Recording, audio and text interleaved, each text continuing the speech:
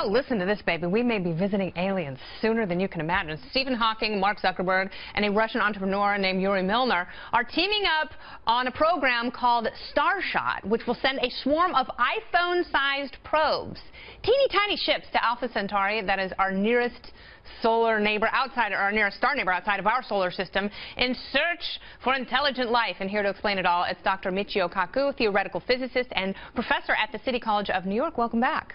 Glad to be on the show. So I can't think of a person. You don't have to be an astrophysicist or an astronomer to look up in the night sky and think, how do we get there? And we've all conceived of these giant spaceships piling at us millions and billions of miles away. But what's happening with this project? Well, Captain Kirk, watch out, because we're going to send starships throughout the universe the size of a postage stamp. Even smaller than an iPhone. That's right. Now, why does the Enterprise have to be so big? Why do rockets have to be so big? Because they have to carry their own fuel.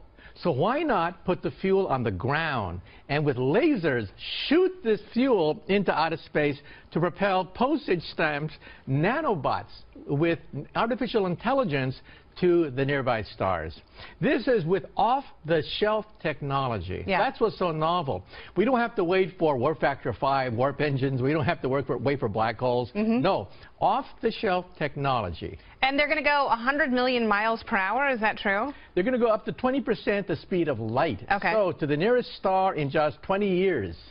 This is amazing that within perhaps our lifetime, perhaps our children's lifetime, we may get first images of a planet going around another star system. So once those packets get there in 20 years, how long will it take for them to beam some of the images and information back to Earth? Well, each postage stamp has sensors, TV cameras, and all sorts of devices so that when they reach Alpha Centauri, they can radio the message back to Earth, and then it would take about 4 years. Okay. So once they reach the nearest star, it would take then 4 years to then radio back the information. Now, this team, including a former head of NASA's Ames Research Center, has said it's going to take 20 years from now until they actually launch, and then another 20 years. So what's the bottleneck? Yeah. We have off-the-shelf technology today.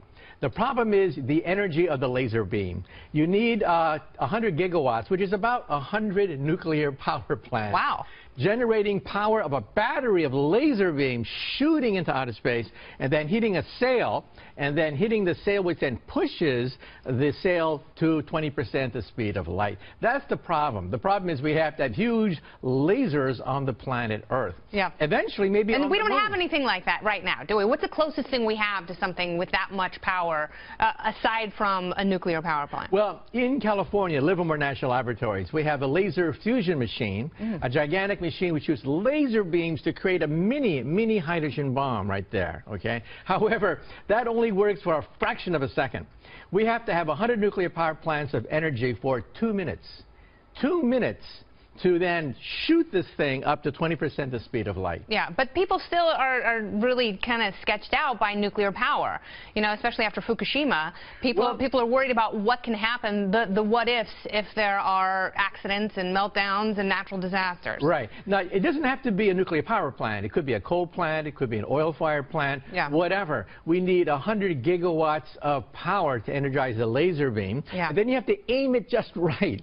Because if you aim it wrong, it'll miss Alpha Centauri by several. And then it's going to start blowing stuff up. Now, in Alpha Centauri, do scientists believe that there is something like Earth, that there is a habitable planet there, possibly with people just like you and I having the same kind of conversation? Well, Alpha Centauri is a strange system. First of all, it's a triple star system, just like in Star Wars. Yeah. Not one, not two, but 3 stars going around each other. And we think including Beta Centauri. Well, we think there is a planet there, but it's not confirmed yet. But we think there could be a planet going around. How big? Perhaps Earth-size. But again, we get contradictory information. It's not been verified yet. But one study shows that there could be a planet going around a triple star system. And what would we need to verify? Well, we have to verify its size, whether or not it has like oxygen capable of carrying life, whether it's what is called the Goldilocks zone. Not too close, not too far from the mother sun, but just right to have liquid water, which is the universal solvent. But it's got 3 mother suns. It's so modern.